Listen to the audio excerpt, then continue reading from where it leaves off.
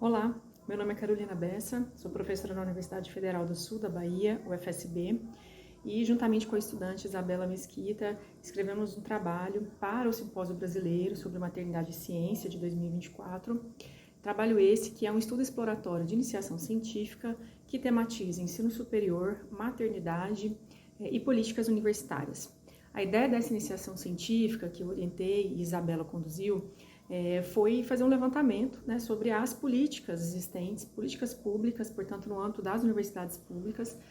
focadas na promoção, né, do acesso, da permanência e da progressão também de mulheres mães, sejam elas estudantes, servidoras, professoras, técnicas, no âmbito das universidades públicas. Essa ideia surgiu também de forma bastante contextualizada a partir do nosso cenário local, né, na UFSB, que é uma universidade que, embora tenhamos a maioria, né, de estudantes mulheres, professoras, inclusive, né, temos uma reitora conduzindo a gestão superior da universidade, mas que isso não necessariamente tem, né, se desdobrado em políticas de apoio efetivas por essa equidade, levando em consideração o marcador da maternidade. Então, dentre os levantamentos, nós podemos identificar pesquisas, estudos, estatísticas, como, por exemplo, aquelas publicadas pelo movimento Parenting Science no Brasil, em que nós acompanhamos e participamos, pesquisas acadêmicas de forma geral, né, então por meio desse levantamento bibliográfico e documental, também identificar algumas ações, ainda que pontuais, relacionadas às políticas, né, que visam afirmar o critério da maternidade, da parentalidade, nas políticas de acesso e permanência, como, por exemplo, editais de credenciamento docente, programas de pós-graduação, estudos sobre a presença de crianças, adolescentes, portanto, mulheres, mães, na universidade, sejam estudantes, ou professoras, ou técnicas. Identificamos também algumas lacunas, né, como a carência por espaços que acolham essas demandas. Então, basicamente, né, essa é a justificativa desse nosso trabalho, e vou deixar agora com a Isabela, que vai explicar melhor como foram, né, aplicadas a metodologia e os resultados, como foi aplicada a metodologia e os resultados dessa pesquisa de iniciação científica. Muito obrigada. Olá, meu nome é Isabela Mesquita, eu sou estudante de Psicologia na Universidade Federal do Sul da Bahia. Eu realizei, sob a orientação da professora Carol, a pesquisa, e eu vou detalhar um pouco mais sobre a metodologia que nós utilizamos e quais foram os nossos resultados. A metodologia adotada para a realização dessa pesquisa foi uma metodologia qualitativa, interdisciplinar e exploratória, focada em uma investigação bibliográfica com um levantamento e leitura de artigos, de teses, dissertações, tendo por pano de fundo uma leitura social das políticas públicas relativas ao ensino superior e à maternidade no Brasil, contextualizando também as práticas e dispositivos vigentes localmente, em conjunto com uma pesquisa documental que inclui leis, normas, indicadores, relatórios, dados, editais e informações de caráter público, nacional e local. Além disso, nós também consideramos uma perspectiva interseccional, que considera marcadores de diferença como raça, classe social, orientação sexual, compreendendo que os atravessamentos e impactos são perpassados de uma forma distinta em determinados grupos de mulheres. Inicialmente, o foco das nossas buscas nas bases de dados nas áreas de ciências humanas e ciências sociais eram teses de mestrado e de doutorado, mas foram encontradas poucas. Então, aqui nesse contexto, o Núcleo Virtual de Pesquisa em Gênero e Maternidade, que é o Núcleo Materna,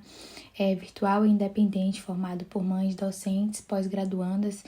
discentes de graduação e ativistas da causa materna, foi fundamental para esse processo aqui do nosso levantamento bibliográfico, porque esse núcleo dispõe de um amplo acervo sobre essa temática das mulheres, da maternidade, do gênero, da infância e da interseccionalidade. Esse site do Núcleo Materno inclui uma aba que é intitulada Biblioteca Materna, e aí nessa aba elenca alguns livros, artigos e publicações sobre esse tema da maternidade da universidade, na qual nós encontramos grande parte dos artigos que nós selecionamos para a nossa pesquisa. E além disso, a participação e acompanhamento de eventos acadêmicos relacionados à maternidade e à universidade também contribuíram, porque nestes, incluindo também as redes sociais, foram citados alguns artigos e documentos que enriqueceram a nossa pesquisa. E, além disso, nós também identificamos documentos relevantes no site do movimento Parenting Science, a exemplo de um guia com editais que inclui a maternidade e universidades públicas. Em relação aos nossos resultados da pesquisa, nós destacamos os documentos produzidos pelo Parenting Science, como esses guias que eu citei anteriormente, que são editais de iniciação científica e de pós-graduação que passaram a considerar o período de licença maternidade ou de licença adotante no cálculo de produtividade no currículo Lattes. E em outros, sobre como instituições podem apoiar efetivamente mães na ciência. E eles apontam possíveis caminhos para as instituições de ensino superior com base em evidências científicas para promover a equidade e oportunidades e reconhecimento para essas mulheres mães. E em relação aos principais debates que nós identificamos a partir das leituras dos materiais e das pesquisas existentes de graduação e de pós-graduação, e também ao ouvir os relatos nos eventos acadêmicos das discentes e docentes mães que são afetadas por essa ausência de políticas públicas destinadas à permanência e à progressão na universidade, foi possível constatar que os principais pontos que são citados são as lacunas arquitetônicas nas universidades, que são a ausência de fraldários, de brinquedotecas ou de espaços acolhedores para crianças e para adolescentes, e também um espaço reservado para a amamentação dessas mães. As mães com crianças pequenas.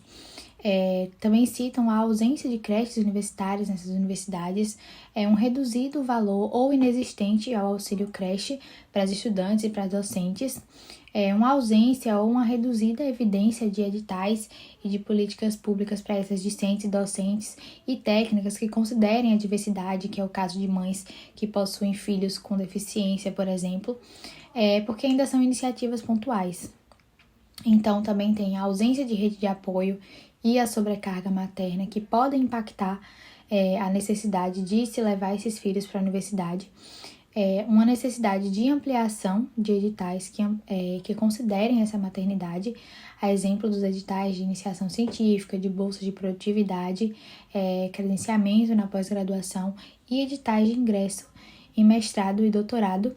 como uma política permanente de toda a universidade. Além disso, tem também a baixa efetividade dos direitos que são garantidos por lei, como, por exemplo,